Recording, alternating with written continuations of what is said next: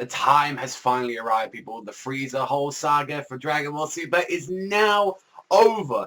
Everything is now finished, and we can finally begin that Universe 6 goodness. And I gotta say, for the finale of this arc, although I came out to the second to last episode of it, quite negative, I've got to say, this finale definitely did redeem some stuff into it for me, and Ethan as well did some stuff that I really appreciated that the movie didn't do. So let's go in and talk about this.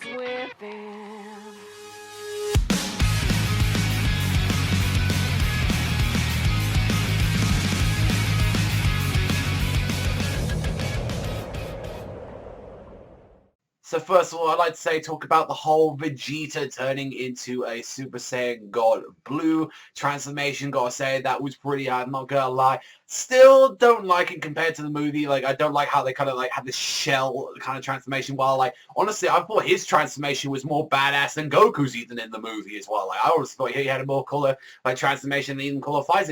Like, what he was just doing, like, he kicked fucking Goku out of the way, and he's like, yeah, I'm tagging in now, after like he fucked up and everything. Just give him a senzu bean, and he's there when he transforms, just slapping the lasers like they're absolutely nothing. I gotta say though, one of the most brutal scenes though I saw like from this episode, it definitely got some points up to me, is when he was in Super Saiyan God, like just blue, and he just kept, like, he got him in the air and just kept punching him all the way down to the ground, and I was like, that was so fucking brutal of Vegeta just doing that, and he did it so much that Vegeta like literally beat the golden out of Frieza. That takes a lot to beat the transformation out of someone. I've got to give it to credit to Vegeta. He was actually doing it. But then, yes, of course, Frieza had to pull the little fast one and actually blew up the entire planet. He's saying, I'm taking this entire place with me.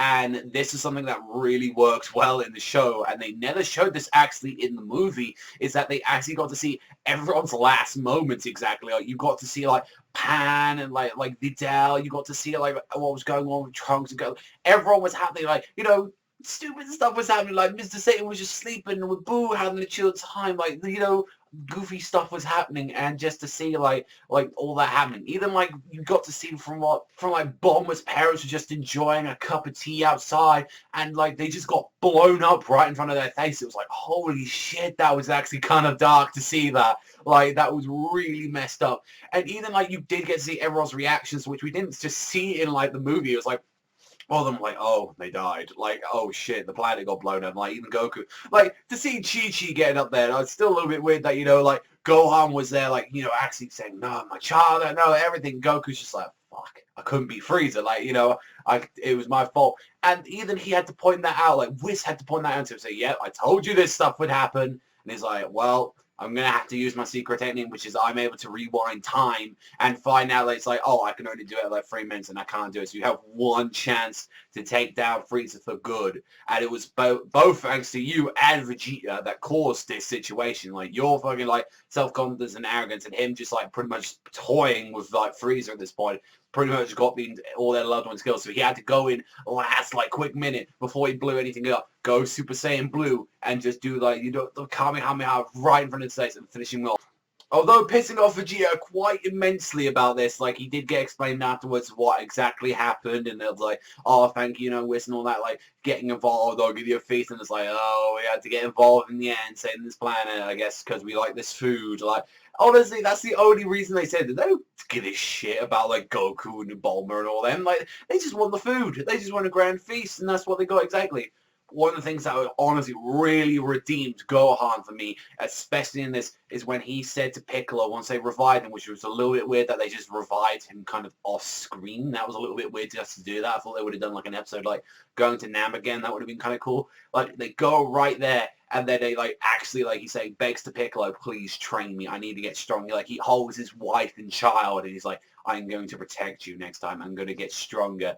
And I am so glad that that is happening, that Gohan is training again, that he's going to get back. Like, we don't know if he's ever going to get back to, like, Mystic Gohan, like, Ultimate Gohan level. Like, we don't know about that. Like, but honestly, one thing I gotta say is, like, I really hope that's the case. Like, if Gohan gets involved in Universe 6, that would be a great deal. Like, from what the manga said, like, it doesn't seem like he will be, but honestly, I am so glad if that's the case. At least, like, if he's training again to be trained, because, like, it was all up to Goku, and like it was all up to like Vegeta as well. They had to come in and save the day again. It's like that's the whole point. It's like you surpassed your father all those years ago. Like, you know, you should have been keeping up with the training. I know you got trying to be a family man and stuff like that, but it's like you also as well can't forget that how many powerful opponents there are out there that could endanger the world. It's like you got to be in this situation. It's not just Gohan, it's also the others as well. You got to keep getting stronger. I know that's impossible nearly for like these Saiyans that keep going into God levels now,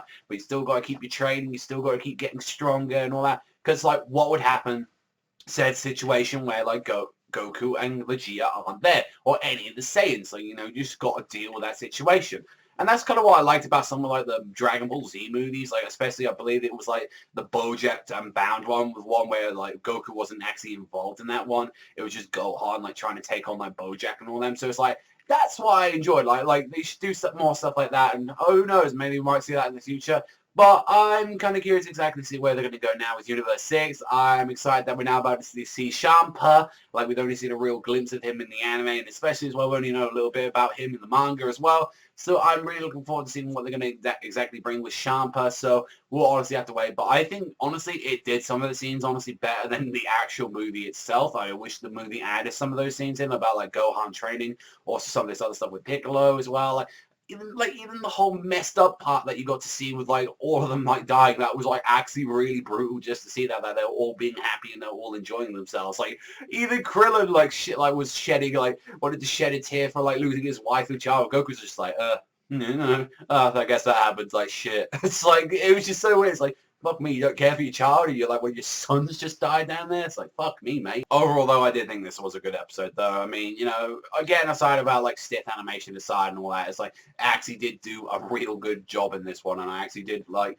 the improvements that they did on this, like, and actually, like, even, like, as much as we moan about Dragon Ball Super, about, like, a lot of the things it does, like, it's just a rehash, or it's, like, bad animation, or see, like, anything like that, I will appreciate that it's trying to do its own stuff as well with the material and actually making some of it a lot better than what the movies are doing. So I do appreciate that, and I would like to give this one. I think this deserved like a solid 8. Like I think it was a really good episode, like for the most part, and it actually had a good finale. I think it was an enjoyable finale, but I wish we saw a little bit more of Vegeta. But fuck me though, that stuff where we did see of Vegeta, that was brutal.